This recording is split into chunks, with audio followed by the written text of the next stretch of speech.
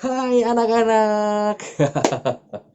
Bagaimana kabarnya hari ini khusus untuk kalian yang kelas 1 karena hari ini kita akan belajar mengenai komunikasi untuk kalian semua siswa kelas 1 SD Santa Maria Purwokerto. Dan karena saya mau ngajar dan baju saya kayaknya kok kurang rapi ya. Jadi ini kan kayak mau jalan aja kan. Kalau mau ngajar kan bajunya harus beda. Dan sekarang saya akan ganti baju dulu. Siap? Satu, dua, tiga. Hiya! Ya, nah sekarang baju saya sudah pas kan? Nah, jadi berbeda dengan yang tadi.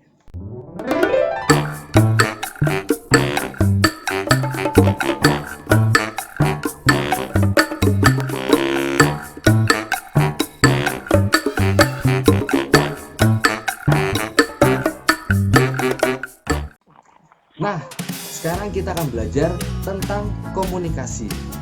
Tapi kalian tahu nggak apa sih artinya komunikasi? Apa? Iya, betul banget. Jadi, komunikasi itu adalah proses menyampaikan informasi atau pesan antara orang satu ke orang yang lainnya. Lalu, komunikasi itu gunanya untuk apa sih? Banyak sekali gunanya. Yang pertama, komunikasi itu adalah untuk menyampaikan informasi. Jadi informasi itu bisa kita dapatkan dengan cara komunikasi. Contohnya bagaimana? Contohnya seperti ini. Misalnya, sekarang adalah lagi masa COVID dan harus menggunakan masker dan lainnya. Tapi kan banyak orang yang tidak mengerti bagaimana cara untuk mengatasi COVID seperti ini. Lalu dengan adanya televisi, pemberitaan, itu mereka memberikan informasi, ya. Mereka memberikan informasi tentang bagaimana cara menghadapi COVID-19 pada saat ini, yaitu dengan cara menggunakan masker. Nah, itu adalah salah satu contoh komunikasi. Lalu, apalagi sih gunanya komunikasi? Yang kedua adalah untuk berpendapat. Oke, misalnya di kelas, ibu guru bertanya, siapa di sini yang setuju kalau besok kita outing kelasnya ke pantai? Nah, ya kan tunjuk jari tuh. Terus ditunjuk siapa aja? Oh, kamu setuju ke pantai? Iya. Lalu ada juga yang ngomong, ibu, aku nggak setuju ke pantai. Gimana kalau kita ke gunung aja? Nah, itu adalah salah satu proses komunikasi. Lalu yang ketiga, kegunaan komunikasi adalah untuk menambah pengetahuan.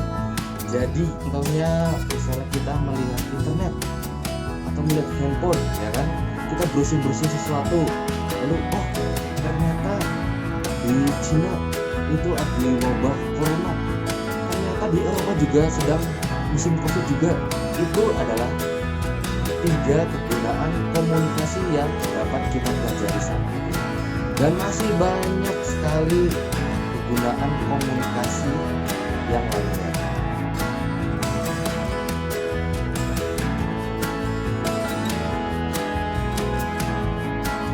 Lalu, komunikasi itu ada dua macam. Yang pertama adalah komunikasi secara langsung atau komunikasi secara tidak langsung. Apa sih contoh-contoh dari komunikasi langsung? Apa kira-kira? Atau mungkin kalian tahu nggak komunikasi langsung itu apa sih sebenarnya? Apa? Kurang tepat. Nih, saya kasih tahu ya. Jadi, komunikasi langsung adalah komunikasi atau proses menyampaikan pesan tanpa menggunakan alat atau bantuan. Jadi gini, contohnya, alat itu seperti handphone segala macam. Nah, kita tidak menggunakan itu. Contohnya adalah saat kita mengobrol dengan ayah atau ibu, ya kan? Kalian pasti pernah kan? Misalnya ngomong dengan papa, dengan mama. Nah, proses kalian ngobrol itu adalah namanya komunikasi langsung. Ataupun kalian bicara dengan kakak atau adik atau mungkin dengan teman. Nah, itu juga adalah salah satu contoh komunikasi secara langsung. Lalu apa lagi? Misalnya ibu guru menerangkan di kelas. Beliau tidak menggunakan kata-kata tapi menggunakan salah satu indera, yaitu mulut. Nah, dan kalian hanya mendengarkan.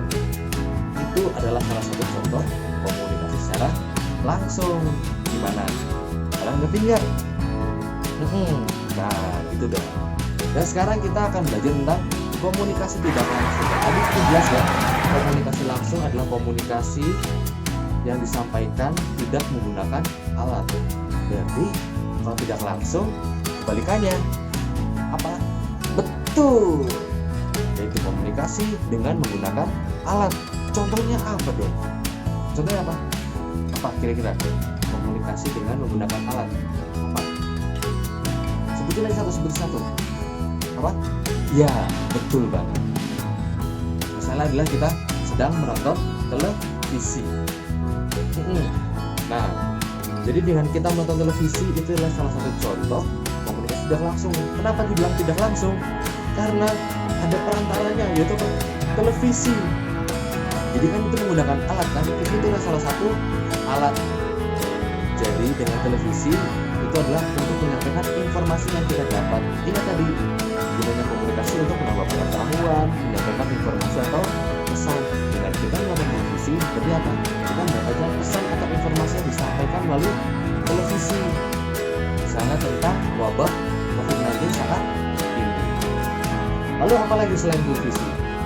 Yang mirip dengan televisi, kecil, apa kira-kira? Hah? Iya, betul banget. Itu adalah radio. Mungkin kalian belum pernah lihat radio ya? Nih radio. Nah, jadi dengan radio itu adalah salah satu juga contoh komunikasi tidak langsung. Karena apa? Karena di radio itu ada orang yang sedang berbicara, ya kan? Tapi dia membutuhkan alat agar kita bisa mengerti informasi yang diberikan. Lalu apa lagi selain radio? Contohnya apa? Betul. Salah satu contohnya lagi adalah menggunakan handphone. Jadi, misalnya kita hari ini kita kangen dengan opa atau oma yang ada jauh di sana di desa, atau mungkin saudara kita yang jauh lokasinya dengan kita saat ini. Nah, dengan kita mau bicara dengan sana, mau ngomong langsung kan nggak bisa. Jaraknya jauh, makanya kita bisa menggunakan handphone seperti itu. Dan saya akan memberikan contoh menggunakan handphone ya. Jadi saya akan menelpon seseorang dengan handphone ini. Oke, sebentar ya, saya pencet dulu nomornya. Halo. Halo. Ya ampun, kamu pose-pose gini makin glowing aja. Iya.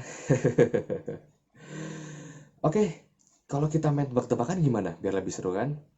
Tapi jangan susah ya. Iya. Apa? Oke. Bubur apa yang bisa nyanyi? Apa ya? Jawabannya adalah buburlah padaku, buburlah padaku. Garing banget sih Ya, kamu. garingnya. Yaudah ya, udah dulu ya. Aku mau lanjut ngajar lagi nih. Oke. Nah, itu adalah salah satu contoh komunikasi dengan menggunakan alat atau dengan komunikasi tidak langsung. Jadi tadi saya menelpon seseorang, tujuannya adalah untuk ngobrol-ngobrol aja biar kita nggak bosen seperti itu. Nah, itu adalah komunikasi langsung dan tidak langsung. Bagaimana? Kira-kira kalian mengerti atau tidak? Nah, untuk komunikasi itu tadi kita sudah mengetahui ada beberapa alat-alat yang dapat digunakan untuk menyampaikan informasi. Tadi alat yang pertama apa? Televisi. Betul. Lalu yang kedua apa? Radio. Betul banget. Yang ketiga tadi kita menggunakan handphone. Betul banget. Lalu yang keempat apa namanya? Kira-kira? Betul. Yang keempat itu bisa menggunakan laptop, ya kan? Karena zaman sekarang sudah mobile, jadi kalau nggak pakai handphone bisa menggunakan laptop. Lalu itu adalah barang-barang elektronik semua. Tapi kira-kira kalau buat elektronik itu bisa menggunakan apa? Mungkin pada zaman dulu, kalian tahu nggak? Pada zaman dahulu itu komunikasi itu disampaikan dengan cara apa biar mengerti? Kira-kira apa? Nggak tahu. Oke. Jadi pada zaman dahulu orang itu menyampaikan informasi dari orang satu ke orang lainnya itu dengan menggunakan burung dara. Tahu kan? Burung dara. Ya. Jadi dengan burung tersebut kita bisa menyampaikan informasi ke orang lain. Gimana caranya? Caranya kita menuliskan surat di kertas kecil, lalu digulung-gulung, lalu diikatkan di kaki burung tersebut. Nah, karena burung darat ini adalah burung yang terlatih, jadi pada zaman dahulu tuh burung-burung ini sudah ada pelatihannya. Jadi dengan diikat, lalu kita lepas burungnya, lalu dia pasti akan pergi menuju orang yang akan kita tuju. Itu misalnya saudara kita atau mungkin orang lain. Kayak gitu. Zaman dulu itu orang menggunakan apa? Asap. Pernah lihat nggak film? Jadi orang menggunakan asap itu untuk menandakan informasi. Misalnya gini, ada orang yang bisa dibilang itu dia nyasar di salah satu hutan, ya kan? Lalu bagaimana caranya biar orang mengerti kalau dia itu sedang tersesat di hutan, ya kan? Gimana caranya? Nah, caranya adalah dengan menggunakan asap. Dia menggunakan kayu dibakar, lalu ada asapnya kan tebal. Lalu ada orang-orang misalnya tim SAR itu melihat, oh itu ada asap, berarti ada orang tersesat di hutan. Lalu dia akan langsung menuju hutan. Nah, itu adalah penggunaan asap pada zaman dahulu. Lalu apalagi selain asap? Misalnya untuk zaman sekarang, mungkin di desa-desa apa? Ya, dengan menggunakan kentongan. Pernah dengar nggak? Kentongan? Ya.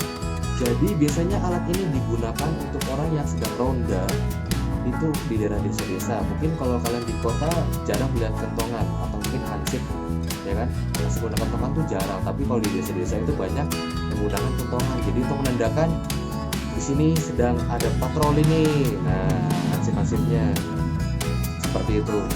Ataupun misalnya kalau ada maling, langsung tolong, weh maling.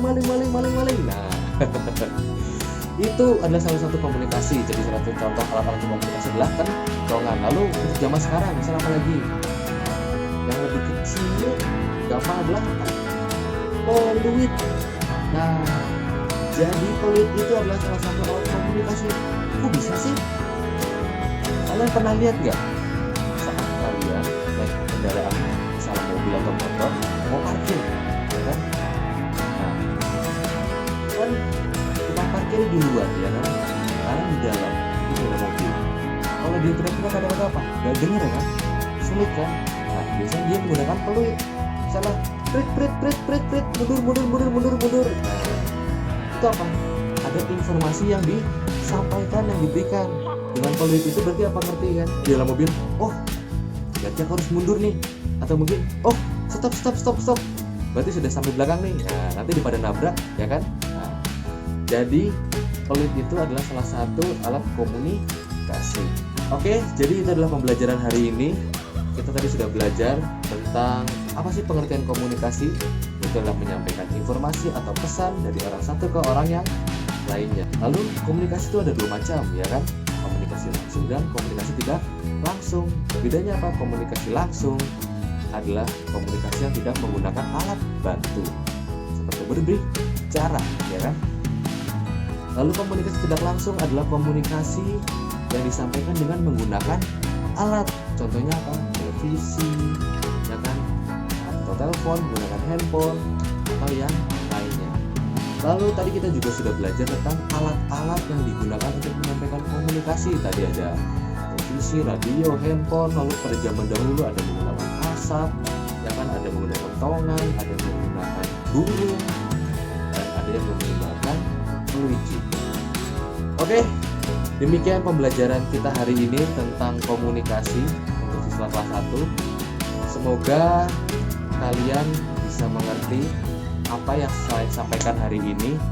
Dan channel ini adalah channel yang berhubungan dengan edukasi. Jadi untuk kalian yang menonton video ini, tolong silakan klik subscribe yang ada di bawah, lalu tekan tanda lonceng. Gunanya untuk apa? Jadi pada suatu saat saya memberikan informasi atau video baru, jadi kan langsung tahu nih, diberitahu oleh YouTube ternyata saya sudah mempunyai video baru yang dapat kalian lihat. Lalu jangan lupa untuk klik tombol like jika kalian suka video ini, lalu bisa di-share ke teman-teman kalian jika video ini adalah berguna untuk kalian. Oke, terima kasih. Semoga video ini bermanfaat dan sampai jumpa lagi di video saya yang lainnya. Jangan lupa pelajari karena materi ini akan keluar pada saat tugas akhir nanti. Terima kasih.